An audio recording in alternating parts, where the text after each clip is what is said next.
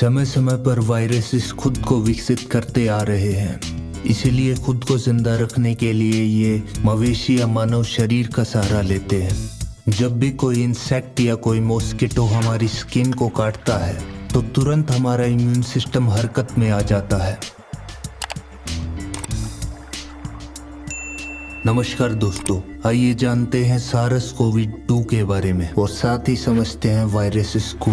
Viruses यानी विषाणु, ये बहुत छोटे और साधारण से जीव होते हैं जो हमारी धरती पर बहुत पुराने समय से मौजूद हैं। ये जल में, हवा में, तकरीबन हर उस चीज में है जो एक जीवन है, लेकिन बिना किसी अनदर सेल के ये खुद को विकसित नहीं कर सकते, क्योंकि वायरसेस एक जेनेटिक इंफॉर्मेशन है जो कि एक प्रोटीन कोड में लिपटी होती है। इसीलिए खुद को जिंदा रखने के लिए ये मवेशी या मानव शरीर का सहारा लेते हैं। एक बार शरीर में एंटर होने के बाद ये सेल्स को हाईजैक करके खुद को रिप्रोड्यूस करना शुरू कर देते हैं। समय समय पर वायरसेस खुद को विकसित करते आ रहे हैं। पहले विश्व युद्ध की समाप्ति के दौरान 1918 में इन्फ्लुएंजा नामक वायरस से 20 मिलियन लोगों की मौत हुई थी। 19वीं सदी की समाप्ति तक काफी डेडली वायरसेस आए, जैसे कि rabies, small pox, bird flu, HIV, measles, H1N1 और पोलियो जैसे वायरस। 1945 के बाद पोलियो वायरस एक नेशनल थ्रेट बन चुका था, इसलिए 1945 के अंत तक आते आते पोलियो की वैक्सीन आने से पहले उस समय में 2019 और 2020 में आए पेंडेमिक जैसे हालात बन चुके थे। सितंबर 2019 में आए SARS-CoV-2 यानी इससे होने वाली डिजीज कोरोना से इन्फेक्टेड हुआ पहला केस चाइना के वुहान शहर में पाया गया।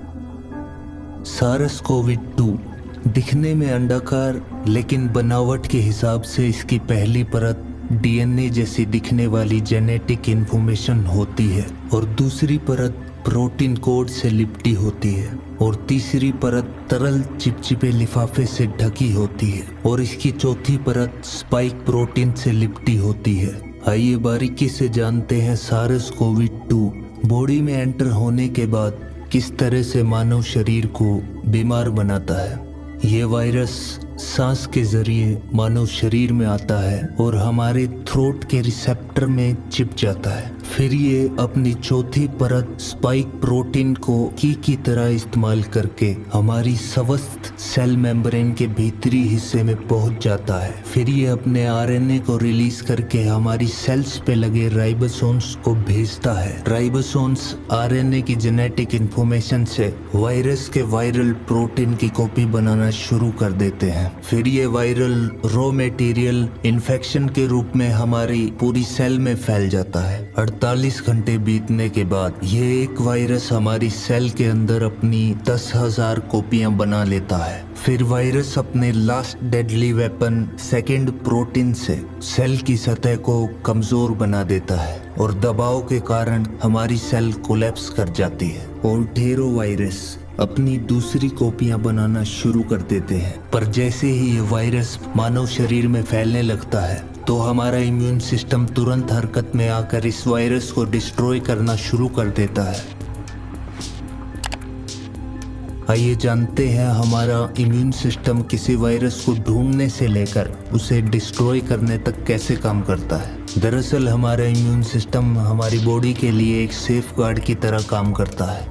जब भी कोई इंसेक्ट या कोई मॉस्किटो हमारी स्किन को काटता है तो तुरंत हमारा इम्यून सिस्टम हरकत में आ जाता है, जो कि हमारी बॉडी में फैले ऑर्गन्स, टिश्यू और सेल्स से जुड़ा एक विशाल जाल होता है। जब वायरस हमारे खून में मिल जाता है तो इम्यून सिस्टम के डिफेंसिव वाइट ब्लड सेल्स, जो हमारे खून में पाई जाने वाली अशुद्धियों की लगातार छानबीन करते रहते हैं।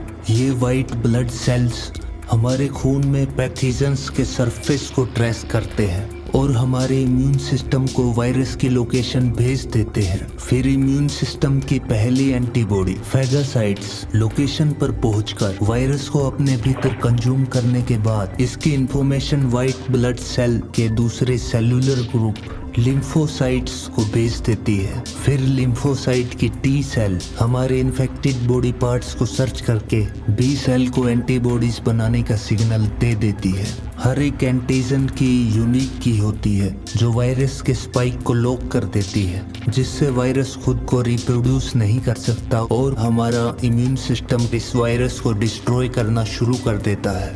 लेकिन उम्र, बीमारी या थकान की वजह से कई बार इम्यून सिस्टम कमज़ोर पड़ जाता है तो वायरस की संख्या बढ़ने लगती है। इसीलिए हमारा इम्यून सिस्टम बॉडी के साथ तालमेल और संचालित ढंग से काम ना कर पाने की वजह से हमारे फेफड़ों की सबसे आखिरी और छोटी थैलियाँ एल्वियोलाई में सूजन आ जाती है और इनमें पस जमा हो जाता है, जिससे ऑक्सीजन और कार्बन डाइऑक्साइड का आदान प्रदान ठीक ढंग से नहीं हो पाता और श्वसन क्रिया बिगड़ जाती है। आइए जान लेते हैं वैक्सीन के बारे में। दोस्तों, आपको ये तो पता चल गया कि वाइट ब्लड सेल का दूसरा सेलुलर ग्रुप जो वायरस की स्पाइक को ब्लॉक करने के लिए कीस बनाता है, लेकिन ये एंटीबॉडीज कीस बनाने के लिए इसे वक्त चाहिए होता है। पर वैक्सीन की मदद से इस वायरस की एंटीबॉडीज इस सेलुलर ग्रुप तक पहले ही पहुंच जाती है और ये वायरस को डिस्ट्रॉय करना शुरू कर देता है।